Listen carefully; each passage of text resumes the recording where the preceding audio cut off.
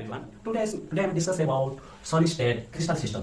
जो crystal system क्या होता है ना, क्रिस्टल सिस्टम जो हमारा होता है 7 क्रिस्टल सिस्टम, वो इंपॉर्टेंट टॉपिक है हमारा बोर्ड एग्जाम पे हो कि हमारा जो सीसीसी बोर्ड हो, सीबीएसई बोर्ड एग्जाम हो, हमारा एंट्रेंस मान लो, जो एंट्रेंस क्या है तुम्हारा जेई एडवांस हो, जेई मेन हो, तुम्हारा नीट एग्जाम हो, और तुम्हारा जो हायर स्टडी बीएससी में स्टडी करेंगे वहां पे भी ये टॉपिक है। और जो तुम्हारा बीएस का आप बीएससी जो तुम्हारा एंट्रेंस होता है, एमएससी के लिए जो एंट्रेंस होता है, और जो तुम्हारा आईआईटी एग्जाम में आईआईटी एग्जाम जो एग्जाम होता है, और भी ज्यादा हायर स्टडी हम करेंगे यदि तुम्हारा वहां पे नेट और गेट एग्जाम पे भी यहाँ पे क्वेश्चन आ जाता है। जो 7 क्रिस्टल सिस्टम को लेकर जो हमारा यूनिट सेल में क्या होता है, एक्सियल लेंथ होता है और इंटरडिजिटल एंगल होता है, उसको लेकर हमारा जो 7 क्रिस्टल सिस्टम है उसको बेस करके एक क्वेश्चन आ जाता है बोर्ड एग्जाम पे हो या एंट्रेंस को। तो यहाँ पे हम क्या डिस्कशन करेंगे, तो हमारा जो है क्या सॉलिड पे जो दो तरीके से सॉलिड होते हैं, एक होता है क्रिस्टलाइन सॉलिड, दूसरा होता है अमोर्फस सॉलिड। तो इतना हमें डिस्कशन डिटेल्स नहीं करेंगे, तो हम स्टडी करेंगे किसी बारे में। टोटल इंटर क्रिस्टल में डिस्कस होता है क्रिस्टलाइन सॉलिड में। तो क्रिस्टलाइन सॉलिड में क्या होता है, नॉन कांस्टिट्यूएंट पार्टिकल रेगुलर मैनर में अरेंजमेंट होता है। तो वहां पे क्या होता है, क्रिस्टलाइन सिस्टम में तुम्हारा होता है क्या ना, 3 डायमेंशनल कांस्टिट्यूएंट पार्टिकल अरेंजमेंट होता है। तो 3 डायमेंशनल यूनिट सेल बनता है, 3 डायमेंशनल क्रिस्टल सिस्टम बनता है। तो 3 डायमेंशनल कैसे बनता है, हमारा लैटिस पॉइंट और कांस्टिट्यूएंट पार्टिकल को लेकर हमारा बनता है 3 डायमेंशनल यूनिट सेल, और 3 डायमेंशनल यूनिट सेल से बनता है 3 डायमेंशनल क्रिस्टल सिस्टम और सॉलिड स्टेट बनता है। तो वहां पे क्या होता है, 3 डायमेंशनल क्रिस्टल सिस्टम पे जो हमारा लैटिस पॉइंट क्या होता है, तो तुम्हारा लैटिस पॉइंट यहाँ पर हो सकता है कि वो एटम भी हो सकता है, वो मॉलिक्यूल्स भी हो सकता है, वो आयन्स भी हो सकता है, वो मेटल्स भी हो सकता है। जो हमारा क्रिस्टल एटम को लेकर बनता है वो उसको हम क्या बोलेंगे, ना एटॉमिक सॉलिड। जो हमारा क्रिस्टल और जिस क्रिस्टल का कॉन्स्टिट्यूएंट पार्टिकल मॉलिक्यूल होगा उस क्रिस्टल को हम क्या बोलेंगे, मॉलिक्यूलर सॉलिड। और जिस क्रिस्टल का लैटिस पॉइंट और कॉन्स्टिट्यूएंट पार्टिकल आयन होगा उसको हम बोलेंगे आयोनिक सॉलिड। जिस क्रिस्टल का कॉन्स्टिट्यूएंट पार्टिकल और लैटिस पॉइंट उसको हम बोलते हैं वो हो जाएगा मेटल, तो उसको हम क्या बोलेंगे, मेटालिक सॉलिड। समझ आया? तो इतना डिटेल्स में नहीं बताऊंगा, इतना याद रखो। जो हमारा सॉलिड स्टेट में जो होता है, जिस कॉन्स्टिट्यूएंट पार्टिकल, जिस सॉलिड का कॉन्स्टिट्यूएंट पार्टिकल एटम होगा उसको हम क्या बोलेंगे, एटॉमिक सॉलिड, कोवैलेंट सॉलिड और नेटवर्क सॉलिड। ओके, फिर जो जिस सॉलिड स्टेट में, जिस क्रिस्टल सिस्टम में तुम्हारा कॉन्स्टिट्यूएंट पार्टिकल क्या हो जाएगा, मॉलिक्यूल्स हो जाएगा, वो मॉलिक्यूलर सॉलिड बन जाता है। जिस क्रिस्टल सिस्टम में तुम्हारा कॉन्स्टिट्यूएंट पार्टिकल बन जाएगा मेटल, वो मेटालिक सॉलिड हो जाएगा। जिस क्रिस्टल सिस्टम में कॉन्स्टिट्यूएंट पार्टिकल और लैटिस पॉइंट आयन हो जाएगा उसको हम बोलेंगे आयोनिक सॉलिड। तो इतना नहीं जाना है, यहाँ पर हम डिस्कशन करना है क्रिस्टल सिस्टम, 7 क्रिस्टल सिस्टम यहाँ पे एंट्रेंस में आता है और हर बोर्ड एग्जाम पे आ जाता है। तो यहाँ पे हम इसको कैसे याद रखेंगे, ये सब सारे स्टूडेंट्स समझते हैं ये डिफिकल्ट है, नहीं, ये इजी है। इसको हम ट्रिक के माध्यम में याद रखेंगे। हम क्या करते हैं ना, हमारा सबका प्यार होता है मदर, तो मदर को हम क्या बोलते हैं, हमारा यहाँ से ट्रिक माध्यम में याद रखेंगे क्यूट आवर मदर। कैसे हमारा क्यूट आवर मदर से हमारा कैसे 7 क्रिस्टल सिस्टम बन जाता है। देखो स्टूडेंट, माय स्टूडेंट्स, यहाँ पर क्या है ना, हमारा जो होता है 3 dimensional unit cell, 3 dimensional unit cell में क्या होता है, फर्स्ट होता है तुम्हारा लैटिस पॉइंट। फर्स्ट क्या होता है, लैटिस पॉइंट। तो लैटिस पॉइंट को लेकर बनता है, लैटिस पॉइंट बनता है तुम्हारा यूनिट सेल। क्या बनता है, यूनिट सेल। तो यूनिट सेल में क्या बनता है, तुम्हारा बनता है crystal lattice, 3 dimensional crystal lattice बनता है, 3 डायमेंशनल क्रिस्टल लैटिस बन जाता है। फिर ये क्या है, जैसे हमारा अमीनो एसिड से बन जाता है पेप्टाइड बॉन्ड, और पेप्टाइड बॉन्ड से बन जाता है पॉलीपेप्टाइड बॉन्ड, और पॉलीपेप्टाइड जो हमारा पॉलीपेप्टाइड बॉन्ड, जैसे हमारा पॉलीपेप्टाइड 100 अमीनो एसिड को लेकर और हमारा क्या 100 अमीनो एसिड से ज्यादा हो जाएगा, वो बन जाएगा प्रोटीन। क्या बन जाएगा, प्रोटीन। ऐसे हमारा लैटिस पॉइंट से बनता है 3 dimensional unit cell, 3 dimensional unit cell से बनता है क्रिस्टल लैटिस। ओके, फिर जो हमारा यहाँ पे हम स्टडी करेंगे यूनिट सेल बारे में। क्या बारे में, यूनिट सेल में। जो यूनिट सेल होता है, unit cell 3 dimensional unit cell में क्या होता है, दो तरह करते हैं, एक होता है प्रिमिटिव यूनिट सेल्स और दूसरा होता है non primitive unit cells. Primitive unit cells क्या होता है, प्रिमिटिव यूनिट सेल को हम क्या बोलेंगे, हम बोलेंगे SCC, simple cubic unit cell, जहां पर कॉन्स्टिट्यूएंट पार्टिकल प्रेजेंट होता है ओनली कॉर्नर पोजीशन। ये हमारा 3 डायमेंशनल यूनिट सेल है, यहाँ पर x डायरेक्शनल है, ये y डायरेक्शनल है, ये z डायरेक्शनल है। तो यहाँ पर क्या है, ये हमारा 3 डायमेंशनल यूनिट सेल में ये जो कॉर्नर पे जो कॉन्स्टिट्यूएंट पार्टिकल होता है वो ओनली कॉर्नर पोजीशन में हमारा कॉन्स्टिट्यूएंट पार्टिकल और लैटिस पॉइंट हमारा जो ऑक्युपाई करेगा उस इस टाइप का यूनिट सेल को हम बोलेंगे प्रिमिटिव यूनिट सेल। क्या बोलेंगे, primitive unit cells, primitive unit cell, और बोलेंगे SCC सेल। तो वो होता है क्या, उसको रिप्रेजेंटेशन करते हैं P सिंबल से। जो हमारा कॉन्स्टिट्यूएंट पार्टिकल कितना, एक यूनिट सेल में कितना कर्नल है, 8 कर्नल है, तो 8 कर्नल पे 8 कॉन्स्टिट्यूएंट पार्टिकल प्रेजेंट हो जाएगा। तो ओनली कॉन्स्टिट्यूएंट पार्टिकल हमारा 8 कर्नल पे होगा, तो उसको हम बोलेंगे प्रिमिटिव यूनिट सेल्स। और दूसरा होता है क्या है, non primitive unit cells. Non primitive unit cell में क्या होता है, constituent particle only corner position में प्रेजेंट नहीं होता है, कर्नल पोजीशन के साथ यूनिट सेल में हमारा अदर पोजीशन में भी कॉन्स्टिट्यूएंट पार्टिकल प्रेजेंट होता है। जैसे हमारा कर्नल पोजीशन को तो लैटिस पॉइंट है, कर्नल पोजीशन के साथ अदर पोजीशन जैसे बॉडी सेंटर में हो सकता है, फेस सेंटर में हो सकता है, और तुम्हारा ऑपोजिटिव फेस में भी हो सकता है। तो इस तरीके से यूनिट सेल को लेकर हमारा बन जाता है क्या, तो हमारा बन जाता है नॉन प्रिमिटिव यूनिट सेल्स। तो जहां पर क्या होता है, कर्नल के साथ बॉडी सेंटर में कॉन्स्टिट्यूएंट पार्टिकल होगा उसको हम बोलेंगे BCC, body centre cubic unit cells. और तो body centre cubic unit cell को रिप्रेजेंट करते हैं I सिंबल। क्योंकि मैंने I सिंबल क्यों बताया, तुम हर स्टूडेंट को पता है कि बॉडी सेंटर यूनिट सेल को हम क्या बोलेंगे, BCC, लेकिन उसका सिंबल I होता है, किसको पता नहीं होता है, लेकिन ये एंट्रेंस में पूछ देता है तुम्हारा बोर्ड एग्जाम में कभी नहीं पूछा, लेकिन एंट्रेंस में पूछ दिया। ये क्या होता है ना, हमारा जो पी होता है प्रिमिटिव यूनिट सेल, आई जो होता है body centre unit cell, F जो होता है फेस सेंटर यूनिट सेल, और जो सी होता है एंड सेंटर यूनिट सेल। इस तरीके से क्वेश्चन आ जाता है एंट्रेंस में। लेकिन हमको यदि पी आई और एफ सी का मतलब नहीं पता है तो हम कैसे क्वेश्चन सॉल्व करेंगे? तो माय डियर स्टूडेंट्स, यहाँ पर क्या करना है ना, ये जो हमारा है तो यहाँ पे जो हमारा कॉन्स्टिट्यूएंट पार्टिकल कॉर्नर पे होगा और बॉडी सेंटर पे होगा, उसको उस टाइप का यूनिट सेल को हम क्या बोलेंगे? BCC, body centre unit cell. और दूसरा क्या होता है, जो दूसरा तुम्हारा होता है जो हमारा कॉन्स्टिट्यूएंट पार्टिकल कॉर्नर पे और फेस सेंटर पे होता है। क्या पे होता है? कॉर्नर पे और कॉर्नर पे, और जो हमारा सिक्स फेस है वो उस सिक्स फेस में हमारा कॉन्स्टिट्यूएंट पार्टिकल ऑक्यूपाई करेगा, तो उसको हम क्या बोलेंगे? फेस सेंटर की यूनिट सेल्स। और तीसरा क्या होता है, जो तुम्हारा कॉन्स्टिट्यूएंट पार्टिकल कॉर्नर पे प्रेजेंट होगा, जो भी तुम्हारा ऑपोजिट फेस में होगा। जैसे हमारा कॉर्नर पे कॉन्स्टिट्यूएंट पार्टिकल प्रेजेंट हो गया, फिर हमारा टॉप फेस और बॉटम फेस दोनों क्या हो गया? Opposite face. और क्या हो गया? हमारा राइट फेस और हो गया हमारा लेफ्ट फेस। और क्या हो सकता है? मतलब फ्रंट फेस और बैक फेस। इस तरीके से कैसे होता है? तो हमारा मान लो हम लेकर गए हमारा टॉप फेस में कॉन्स्टिट्यूएंट पार्टिकल है और बॉटम फेस में कॉन्स्टिट्यूएंट पार्टिकल है, तो दोनों ऑपोजिट फेस में कॉन्स्टिट्यूएंट पार्टिकल होगा और कॉर्नर पे होगा, उस टाइप का यूनिट सेल को हम क्या बोलेंगे? End centre unit cell. इस तरीके से हमारा non primitive unit cell 3 types होता है।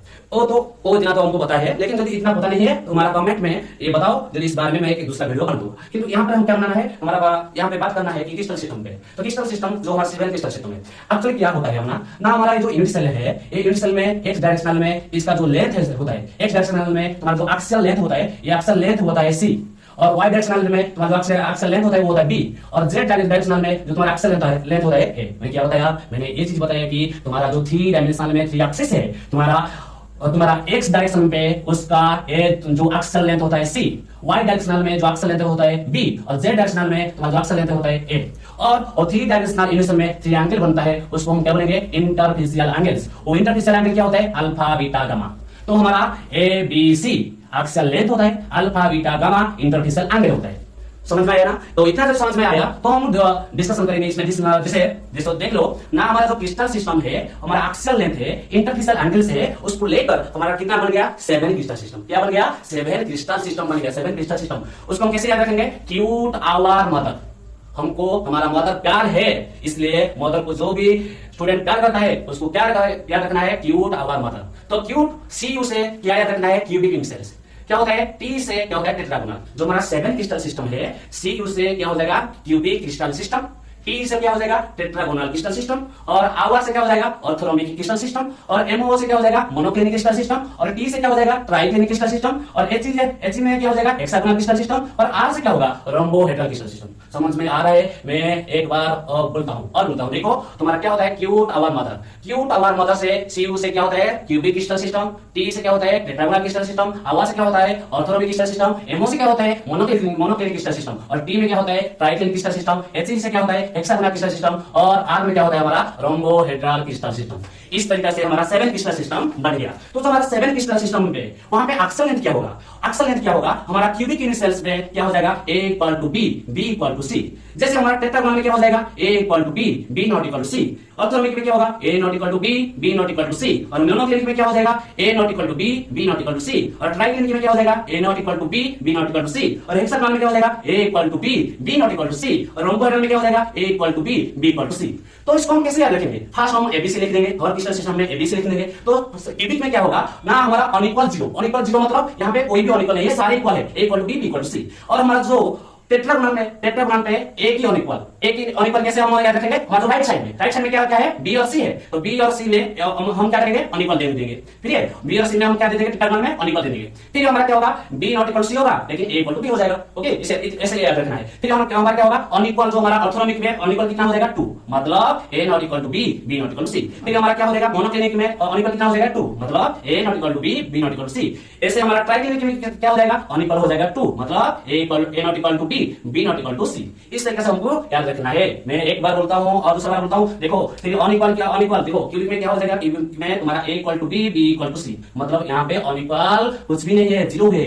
फिर हम क्या करेंगे? टेट्रागोनल पे हम क्या करेंगे? A B C लिख देंगे। फिर हम क्या करेंगे? राइट साइड से हम एक ही अनइक्वल कर देंगे, जो हमारा क्या हो जाएगा? अनइक्वल 1 हो जाएगा। तो इस तरीके से क्या बोलेंगे हम? A = B, B ≠ C। फिर हमारा क्या आएगा ऑर्थोनॉमिक। ऑर्थोनॉमिक में क्या करेंगे, a equal to B, b equal to c कर देंगे। करने के बाद हम क्या करेंगे, हमारा टू अनइक्वल होगा। टू अनइक्वल मतलब हम क्या कर देंगे, मतलब राइट साइड से एक अनइक्वल था, दूसरा अनइक्वल हो जाएगा। फिर क्या बन जाएगा, a not equal to B, B not equal to c. इस तरीके से हमारा मोनोक्लिनिक भी बन जाएगा टू अनइक्वल। इस तरीके से हमारा ट्राइक्लिनिक भी बन जाएगा टू अनइक्वल, मतलब a not equal to B, B not equal to c. जैसे हमारा आएगा हेक्सागोनल, हमारा अनइक्वल हो जाएगा 1। कैसे, जैसे हम राइट से अनइक्वल किए थे, फिर हम क्या करेंगे, राइट को अनइक्वल रखेंगे लेकिन लेफ्ट को इक्वल कर देंगे, मतलब लेफ्ट से इक्वल हो जाएगा, राइट से अनइक्वल रहेगा। फिर हमारा क्या होगा, जैसे हमारा रंबोहेड्रल आएगा, यहाँ पे क्या हो जाएगा, अनइक्वल 0, मतलब सारे इक्वल हो जाएगा। जैसे हमारा लेफ्ट से अनइक्वल इक्वल किए थे, फिर हमारा राइट से भी इक्वल हो जाएगा। ऐसे हमें याद रखना है, अनइक्वल क्या है, 0 1 2 2 2 0 1 0 याद रह जाएगा, ऐसे याद रह जाएगा क्योंकि इतना भी डिफिकल्ट नहीं है। 0 1 2 2 2 1 0 ऐसे। फिर हमारा इंटरफेसियल एंगल आया, तो हमारा जो क्यूबिक में इंटरफेसियल एंगल क्या है, alpha equal to beta, beta equal to gamma equal to 90 degree. Okay, फिर हमारा टेट्राग्राम में क्या हो जाएगा, alpha equal to beta, beta equal to gamma equal to 90 degree. फिर हमारा ऑर्थोनॉमिक में क्या हो जाएगा, alpha equal to beta, beta equal to gamma equal to 90 degree. हमारा फिर मोनोक्लिनिक में क्या हो जाएगा, alpha equal to gamma equal to 90 degree, beta not equal to 90 degree. हमारा ट्राइक्लिनिक में क्या हो जाएगा, alpha not equal to beta, beta not equal to gamma not equal to 90 degree. हमारा हेक्सागोनल में क्या हो जाएगा, alpha equal to beta, beta equal to 90 degree, but यहाँ पर क्या हो जाएगा, गामा इक्वल टू 120 डिग्री। ऐसे हमारा लास्ट वाला क्या होगा, रोम्बोहेड्रल। रोम्बोहेड्रल में alpha equal to beta, beta equal to gamma but not equal to 90 degree. ऐसे हम इस क्रिस्टल सिस्टम को ऐसे याद रखना है। यहाँ से क्वेश्चन आ जाता है, यहाँ पर क्या क्वेश्चन पूछ सकता है और एक क्वेश्चन पूछ सकता है, इनको इंपोर्टेंट क्वेश्चन है। हमारा जो 7 क्रिस्टल सिस्टम है, 7 क्रिस्टल सिस्टम पे कौन सा क्रिस्टल सिस्टम है जो मैक्सिमम सिमेट्री, मैक्सिमम सिमेट्री कौन सा क्रिस्टल सिस्टम है जो मैक्सिमम सिमेट्री, मैक्सिमम सिमेट्री कौन सा वाला होगा, जो तुम्हारा यहाँ पे क्यूबिक होगा। कौन सा वाला होगा, क्यूबिक वाला जो होगा तुम्हारा, क्यूबिक वाला तुम्हारा maximum crystal system, cubic crystal system में मैक्सिमम सिमेट्री होगा। क्यों, क्योंकि यहाँ पे axial length a equal to B, b equal to c. Okay, तो यहाँ पे अनइक्वल 0 है। फिर क्या है, इंटरफेसियल एंगल क्या होगा, alpha equal to beta, beta equal to gamma equal to 90 degree. इसलिए तुम्हारा जो क्यूबिक क्रिस्टल सिस्टम है मैक्सिमम सिमेट्री, मोस्ट सिमेट्री, यहाँ पे क्वेश्चन पूछ सकता है। और क्या क्वेश्चन आ सकता है, तो हमारा 7 क्रिस्टल सिस्टम है, वहां पे जो सबसे लीस्ट सिमेट्री कौन सा वाला होता है, लीस्ट सिमेट्री हमारा कौन सा वाला होता है ना, हमारा होता है ट्राइक्लिनिक। जो हमारा ट्राइक्लिनिक है वो लीस्ट सिमेट्री होता है। क्यों, क्योंकि ट्राइक्लिनिक में हमारा ए एक्सियल लेंथ क्या हो जाएगा, a not equal to B, B not equal to सी, और क्या हो जाएगा, इंटरफेसियल एंगल क्या बन जाएगा, alpha not equal to beta, beta not equal to gamma, gamma not equal to 90 degree. इसलिए ये तुम्हारा लीस्ट सिमेट्री होता है। ओके गाइस, समझ में आ रहा है ना। तो ये फिर क्या होगा, ये फिर क्या होगा, यहाँ पे क्वेश्चन पूछ सकता है। और क्या क्वेश्चन आ सकता है, जो तुम्हारा मान लो तुम्हारा पूछ लिया कि ऑर्थोनॉमिक और ट्राइक्लिनिक में डिफरेंस क्या है, ऑर्थोनॉमिक और ट्राइक्लिनिक में डिफरेंस क्या है। लेकिन यहाँ पे क्या हो सकता है, ऑर्थोनॉमिक में तुम्हारा a not equal to B, B not equal to सी, और ट्राइक्लिनिक में क्या है, a not equal to B, B not equal to c. ये तो सिमिलर पॉइंट हो गया। तो फिर हम इंटरफेसियल एंगल लिखेंगे। ऑर्थोनॉमिक में हमारा क्या होगा ना, ऑर्थोनॉमिक में तुम्हारा alpha equal to beta, beta equal to gamma, gamma equal to 90 degree. लेकिन तुम्हारा ट्राइक्लिनिक में इंटरफेसियल एंगल क्या होगा, alpha not equal to beta, beta not equal to gamma not equal to 90 degree. Okay, इस तरीके से हम डिफरेंशिएट भी कर सकते हैं। तो ये तो समझ में आया 7 क्रिस्टल सिस्टम है, क्यूब टावर मदद से। फिर क्या हुआ ना, जो हमारा 7 क्रिस्टल सिस्टम में हर एक क्रिस्टल सिस्टम पे फिर बनता है क्या, यूनिट सेल। क्या बनता है, यूनिट सेल बनता है। जो हमारा 7 क्रिस्टल सिस्टम है, उस टाइप का 7 क्रिस्टल सिस्टम को लेकर हमारा बन जाता है क्या, हमारा बन जाता है यूनिट सेल। जैसे हमारा क्यूबिक क्रिस्टल सिस्टम को लेकर हमारा बनता है 3 टाइप का यूनिट सेल। 3 टाइप का यूनिट सेल कितना बन जाता है, 3 टाइप का यूनिट सेल बन जाता है। तो हमारा यहाँ पर क्या है ना, जो क्यूबिक क्रिस्टल सिस्टम है, तो 3 टाइप का यूनिट सेल क्या है, पी है। पी मतलब प्रिमिटिव यूनिट सेल, और होता है क्या, SCC, simple cubic unit cell. Okay, फिर आई मतलब क्या है, आई मतलब BCC, body centre cubic unit cells, और एफ मतलब क्या है, एफ मतलब FCC, face centre cubic unit cells. इस तरीके से हमारा 7 क्रिस्टल सिस्टम है, क्यूबिक में हमारा क्यूबिक क्रिस्टल सिस्टम पे 3 यूनिट सेल है। ओके, समझ में आया। तो नेक्स्ट हमारा टेट्रागोनल क्रिस्टल सिस्टम पे हमारा 2 यूनिट सेल पॉसिबिलिटी है। एक होता है एससीसी, दूसरा होता है बीसीसी। ओके गाइस, नेक्स्ट क्या होगा हमारा ऑर्थोनॉमिक में क्या होगा, फिर हमारा ऑर्थोनॉमिक में सबसे मैक्सिमम यूनिट सेल पॉसिबिलिटी है। क्या बताया मैंने, जो हमारा ऑर्थोनॉमिक क्रिस्टल सिस्टम है, वो ऑर्थोनॉमिक क्रिस्टल सिस्टम पे मैक्सिमम क्या है, यूनिट सेल है। मैक्सिमम मतलब सारे यूनिट सेल पॉसिबिलिटी यहाँ पर है, सारी यूनिट सेल पॉसिबिलिटी है। सारे यूनिट में सेल मतलब हमारा जो होता है प्रिमिटिव, वो उसको हम क्या बोलते हैं, एसीसी। दूसरा होता है जो नॉन प्रिमिटिव में कितने यूनिट सेल होता है, 3। एक होता है बॉडी सेंटर, दूसरा होता है क्या है, एफ सेंटर, तो तीसरा क्या होता है, एन सेंटर। तो यहाँ पे प्रिमिटिव यूनिट सेल प्रेजेंट है, सिंपल क्यूबिक सेल प्रेजेंट है, body centre unit cell present है, face centre cubic cell present है, और एन सेंटर क्यूबिक सेल भी प्रेजेंट है। सारे यूनिट सेल प्रेजेंट है। कहां पे, तुमको याद रखना है, इंपॉर्टेंट क्वेश्चन है। ऑर्थोनॉमिक में मैक्सिमम यूनिट सेल है जो 4 है। फिर नेक्स्ट हम जाएंगे मोनोक्लिनिक क्रिस्टल सिस्टम में, तो 2 यूनिट सेल है। मोनोक्लिनिक क्रिस्टल सिस्टम पे 2 यूनिट सेल है, जो क्या है, एससीसी है और ईसीसी है। मतलब सिंपल क्यूबिक इंटिजर प्रेजेंट है और and centre cubic integer present है। फिर तुम्हारा क्या है नेक्स्ट हुआ ट्राइक्लिनिक। जो ट्राइक्लिनिक क्या है सबसे लीस्ट सिमेट्री है। क्यों लीस्ट सिमेट्री है ना, यहाँ पे अक्सर length A not equal to B, B not equal to सी और अक्सर दो इंटरफेरेंस एंगल है alpha not equal to beta, beta not equal to gamma, gamma not equal to 90 degree, इसलिए ये सबसे लीस्ट सिमेट्री होता है। और तुम्हारा ट्राइक्लिनिक में कौन सा वाला इंटिजर प्रेजेंट होता है, ओनली ACC मतलब सिंपल क्यूबिक इंटिजर। ओके, फिर तुम्हारा हेक्सागोनल क्रिस्टल सिस्टम पे तुम्हारा ओनली वन इंटिजर प्रेजेंट है जो होता है only ACC simple cubic integer. फिर तुम्हारा जो रोम्बोहेड्रल क्रिस्टल सिस्टम पे वहां पे ओनली वन इंटिजर प्रेजेंट है वो होता है क्या ना तुम्हारा ACC। इस तरीके से हमारा क्रिस्टल सेल में क्रिस्टल सिस्टम पे यूनिट सेल होता है। तो यूनिट सेल कैसे हुआ, मैक्सिमम हमारा क्यूबिक में कितना है 3 है, टेट्रागोनल में कितना है 2 है, फिर ऑर्थोगोनल में क्या है मैक्सिमम इंटिजर है 2 4 है, सारे इंटिजर प्रेजेंट है। फिर हमारा मोनोक्लिनिक में कितना है 2 है और जो बच गया ट्राइक्लिनिक हेक्सागोनल रोम्बोहेड्रल सब पे क्या है सब जो तुम्हारा क्रिस्टल सिस्टम है सब पे क्या है एक एक इंटिजर प्रेजेंट है। ओके, फिर हमारा ये क्या है सब पे कॉमन क्या है, जो हमारा क्रिस्टल सिस्टम है 7 क्रिस्टल सिस्टम है तो क्या जो हमारा 7 क्रिस्टल सिस्टम पे कॉमन इंटिजर क्या है, सब जो कॉमन इंटिजर होता है ACC। देखो गाइस यहाँ पे क्या है तुम्हारा क्यूबिक में भी सिंपल क्यूबिक इंटिजर प्रेजेंट है, सारे क्रिस्टल सिस्टम पे ACC प्रेजेंट है। और जो 7 क्रिस्टल सिस्टम है उसमें टोटल इंटिजर कितना बन गया 14, कितना बन गया 14, टोटल जो हम मिलाकर कितना बनेगा 14, उस वो 14 इंटिजर को हम क्या बोलेंगे ब्राविस लैटिस। ये भी सब क्वेश्चन आया था बोर्ड एग्जाम पे, सीसीसी बोर्ड एग्जाम पे आया था, ये ब्राविस लैटिस किसको हम बोलेंगे, जो हमारा 7 क्रिस्टल सिस्टम पे है उसमें जो इंटिजर पॉसिबिलिटी है इंटिजर पे क्या होता है ना हमारा 14 इंटिजर पॉसिबिलिटी है उसको हम क्या बोलेंगे ब्राविस लैटिस। ओके गाइस, ये तुम्हारा था सिंपल ट्रिक्स किसके लिए ना तुम्हारा जो 7 क्रिस्टल सिस्टम है। तो उसको इस वीडियो को यदि अच्छा लगा तो लाइक कमेंट शेयर जरूर करना। ठीक है, thank you guys. Next video यदि अच्छा लगा तो कमेंट करना, तो नेक्स्ट वीडियो फिर अपलोड करेंगे, किसी बारे में अपलोड करना है तो हम बताना, मैं अपलोड कर दूंगा। फिर तुम्हारा जो बोर्ड एग्जाम रिलेटेड जो क्वेश्चन भी है इंपॉर्टेंट क्वेश्चन है इस बारे में हम डिस्कशन करेंगे। और तुम्हारा जो लैब एक्सपेरिमेंट है उस एक्सपेरिमेंट बारे में भी हम कुछ क्वेश्चन डिस्कशन करेंगे। ओके, तो बाय बाय, टाटा।